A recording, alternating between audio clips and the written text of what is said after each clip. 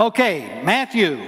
Let's look at Matthew, shall we? The 25th chapter has a very, very interesting story and parable of Jesus, really. It's a shocking one in a way. Be reading verses 31 to 40 from, I'm choosing the Living Bible. But when I, the Messiah, shall come in my glory, and all the angels with me, then I shall sit upon my throne of glory, and all the nations shall be gathered before me, and I will separate the people as a shepherd separates the sheep from the goats, and place the sheep at my right hand and the goats at my left. Then I, the King, shall say to those at my right, Come, blessed of my Father, into the kingdom prepared for you from the founding of the world. For I was hungry, and you fed me.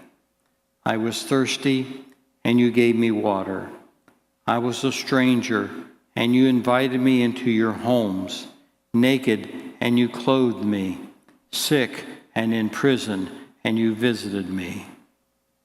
Then these righteous ones will reply, Sir, when did we ever see you hungry and feed you, or thirsty and give you anything to drink, or a stranger and help you, or naked and clothed you? When did we ever see you sick or in prison and visit you? And I, the King, will tell them, When you did it to these my brothers, you were doing it to me. Thus ends the reading of God's holy word to us. All right, we've been looking at Bruce on this God series. Bruce has had God's power long enough now to make some serious mistakes. And when God steps back into the picture, Bruce asks him to make the world right with a miracle. And God's answer surprises Bruce and gives him new understanding.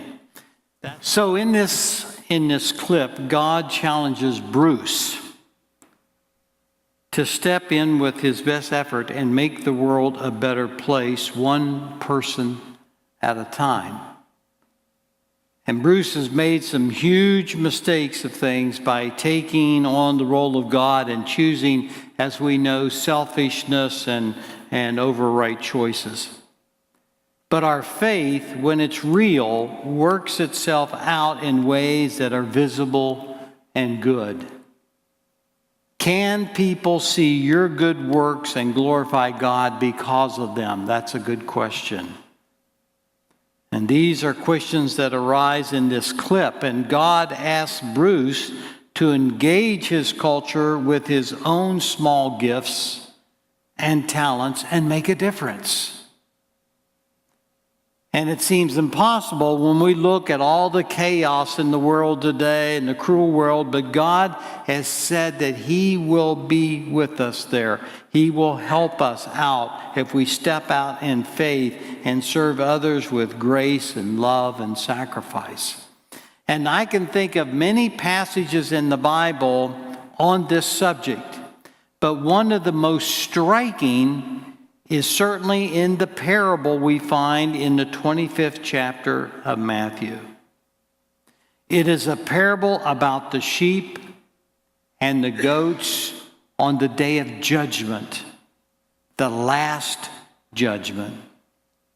It is sometimes called the parable of the great surprise, and we'll see that in a few moments.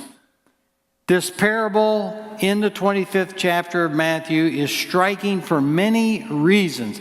It occurs only in Matthew's gospel, by the way, and yet it occurs at one of the turning points in that gospel.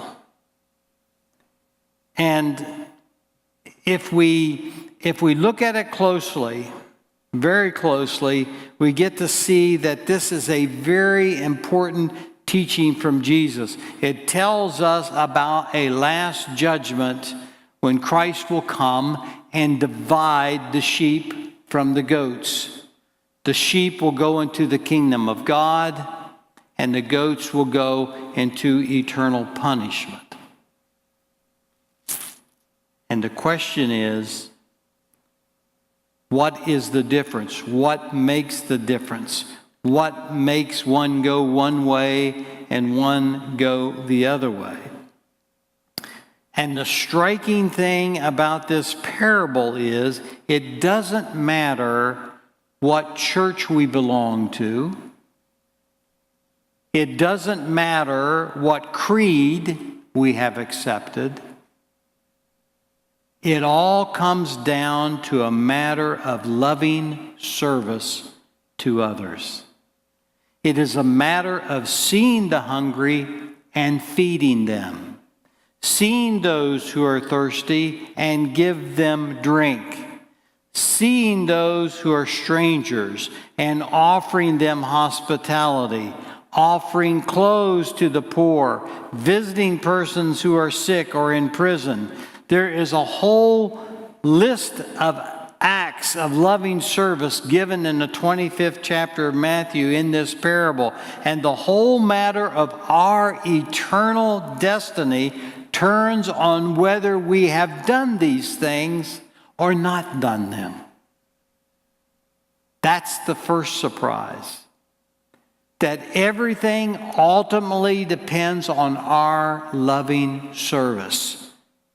But there's even a greater surprise, and that is that in these acts of loving service, feeding the hungry and giving drink to the thirsty and clothing the poor and giving hospitality and visiting the sick and prisoners, in doing all of these things, we are confronted by the presence of Christ. The living Christ. The real presence of Christ. And the surprise comes in the parable because those who minister to others in this way weren't aware of the fact that Christ was present in that act of love.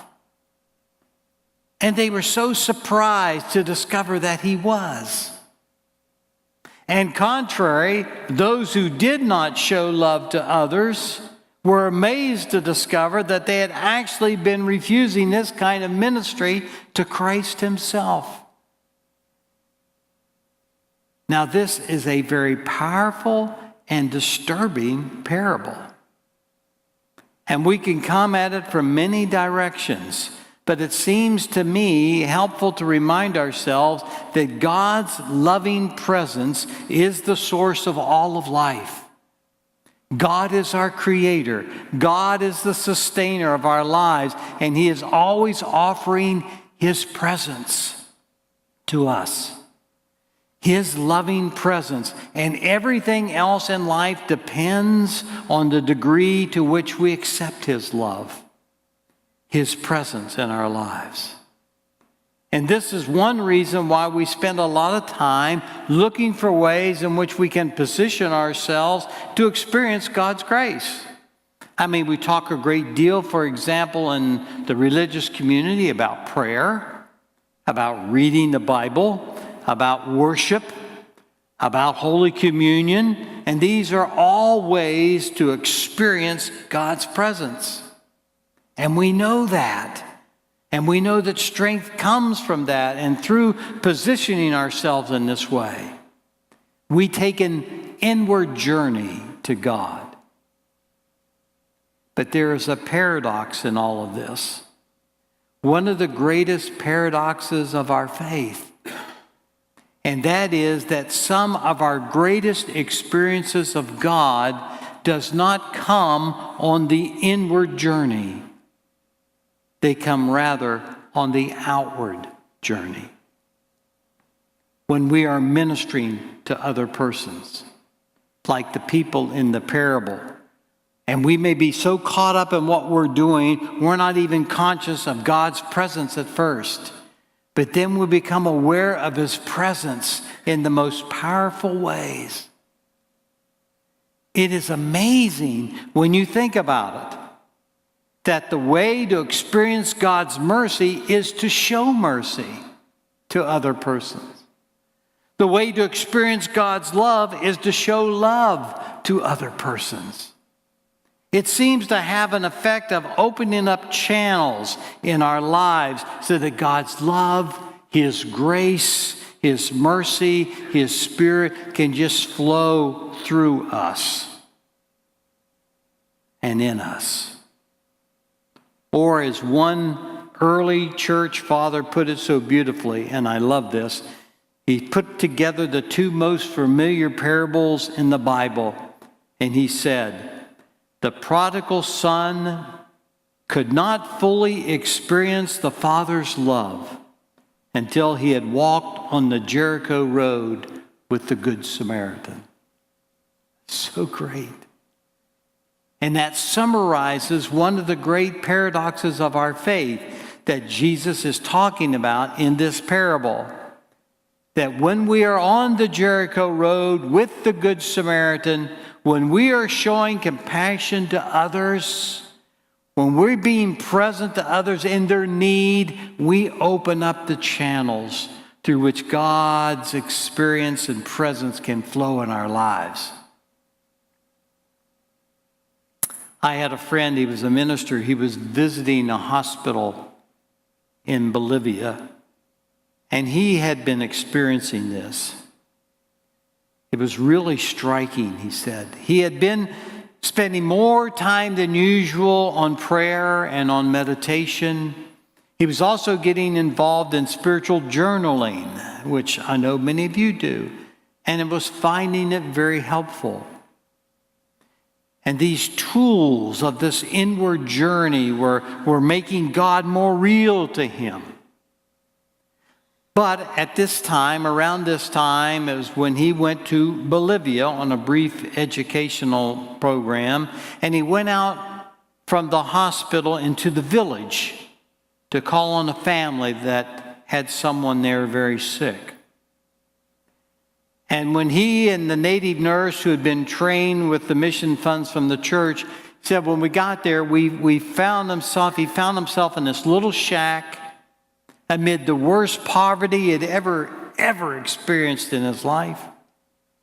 The sick child was lying on the floor because there was no furniture, and it was very cold in this little shack because there was no fire, and it was really in the middle of winter. And the nurse brought out a blanket, and she brought out some instruments for bathing the child and also to give the child much needed medication. And she had brought hot food in a thermos containers, and she spent a lot of time taking care of this child and ministering to this child in this way. And when she had finished, my friend said, I knelt down beside the child, I took her by the hand, and we prayed with her. And as the nurse and my friend were preparing to leave, this little girl who was so sick and in this terrible poverty pushed herself up from the floor where she was lying, now in her new blanket, and said to them, God has been good to me today. Well, my friend said he experienced the presence of God in that moment as he had never experienced it before. Not in any of his prayer time, not in any of his meditation time, not in his spiritual journeying or anything else that he was doing. And he suddenly thought to himself, God has been so good to me today to let me come and have this experience, to discover this great truth that many of our greatest experience of God's presence are not on the inward journey, but they are on the outward journey of love to others. And we see this in Jesus, the man for others, who called us to be men and women for others. And as we think about the New Testament teaching on this, we realize how inclusive it is of so many of the important things in our lives. And one of the things, of course, that we notice is the ministry to other people, our love for other people as followers of Christ Jesus. is something that we do individually. And it's perhaps symbolized by Jesus, remember, kneeling and washing the feet of his disciples one at a time. We all have the opportunity where we work or where we live, in our neighborhood, wherever we are, to minister in love to other people, because there are always people around us who have a great need for this. But it's also important to emphasize the corporate mission of the church, which was what you all talked about, I'm sure, last week. And I've become very caught up with that lately, because I have found that through mission groups in the church, so much good can be done in the world for other persons. Things that we cannot do individually. But if we gather together in small groups for prayer or Bible study or preparing for mission and then act in the name of Christ, there's so much that we can do. It's almost the living out of the words of Jesus, where he said, where 2 or 3 are gathered in my name, there I will be with them. So he is with groups who are on mission to the world, empowering them in special ways. And I found lately it is very important to talk about this, because sometimes we talk about Christian love, caring for other people, and we leave out some aspect of this ministry of mission and being impoverished because of it. For example, I have talked a lot lately about these mission groups, and I find that some people were assuming that I was thinking that the individual mission of the Christian was not important. Well, it is so important that I suppose we ought not to make assumptions about something of that nature. I was amused the other day by the story of a man and a woman. They went into a restaurant. It was a husband and wife, and the wife looked around and she didn't like the place. I mean, it was just just displeased with the appearance of the restaurant, and it was quite dirty. And when she ordered her coffee, she said, "And please make sure my cup is clean." Well, the husband was very upset. He said, "That waitress now will probably be angry with us, and she's going to give us poor service." He said, "You shouldn't have done that." But when the waitress came back in a few minutes with her tray, she asked them, "Okay, which one of you ordered coffee with the clean cup?" she said. Well, in some situations, it's not safe to make assumptions. And so I've been going out of my way lately to point out that when we talk about the Christian ministry of love to the world and to others, that we are talking about both an individual ministry and a corporate ministry. They're both very important. And we do not want to lose sight of one or the other by making assumptions. And there's one other area where this whole approach to the Christian gospel is so powerful and so helpful. When we're ministering to other people and we talk about loving service, we find ourselves very often talking about the world out there. We think of the poor and the hungry and those who are in prison. I mean, the very kind of thing that Matthew includes in his gospel. And that's essential. It's very, very important. I mean, I met a few people who are in a hunger mission group, and they're deeply concerned about famine in many places in the world and hunger that is there. But sometimes when we get caught up with our mission out there in the world, we overlook the fact the members of our own family, our close friends, also need our love. And I don't know why it is that some people who are the most active in the world, ministering for Christ, have terrible relationships with their wives or husbands or with their children or with their parents or the people who are close to them. But very often the people who are closest to us need us the most. And sometimes it is hardest to minister to the people who are close to us. Because in families, in close relationships, we are always doing things to each other, using each other, manipulating. That makes it hard to love. There's another amusing story I heard the other day about a mother and her 10-year-old boy. He was going fishing. And the mother wanted him to take his little sister along. And he was protesting. He said, no, the last time I took her along on the fishing trip, I didn't catch a single fish. And his mother said, now, be calm. I talked with her, and she promised that she won't say a single word. And the little boy said, it wasn't the noise, Mom. She ate all the bait.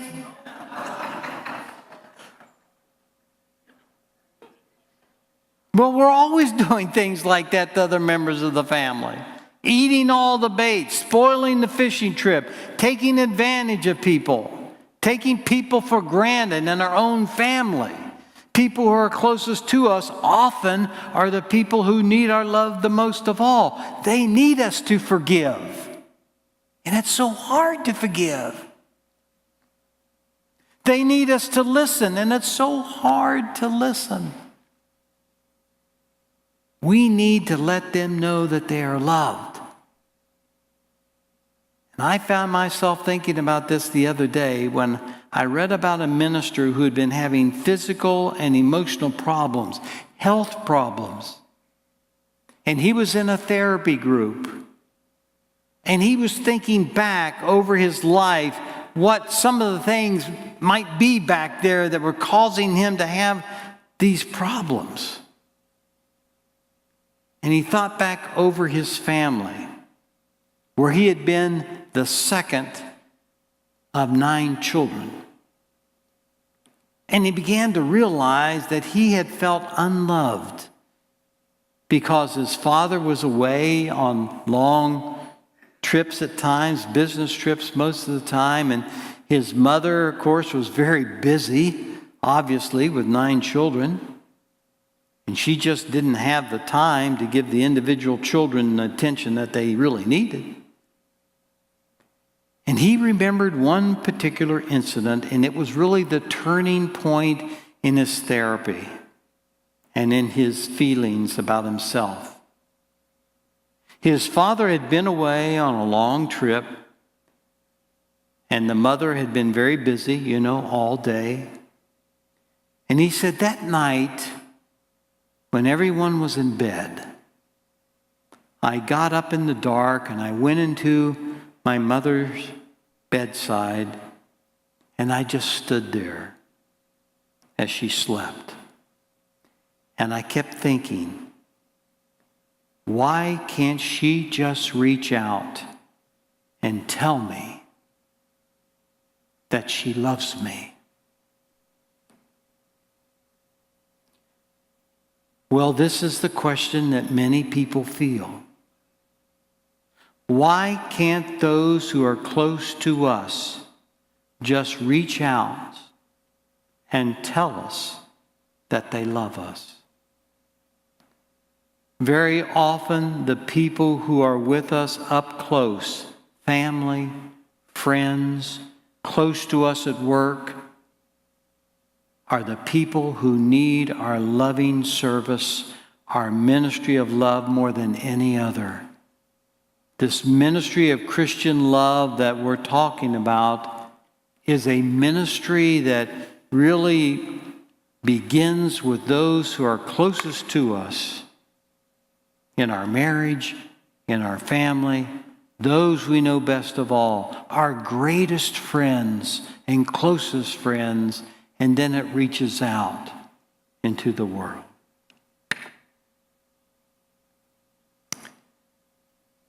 The Indian poet Tagore was working one time in the slums. And he had a deeply moving, mystical vision of God. He was so moved by this vision of God that he made plans to leave the slums and go into the mountains, to the Himalayas, where he could be alone with God and absorb this vision and try to understand it. But when he turned his back on the slums and passed out through the gates of the city on the way to the mountains, the vision left him and never returned.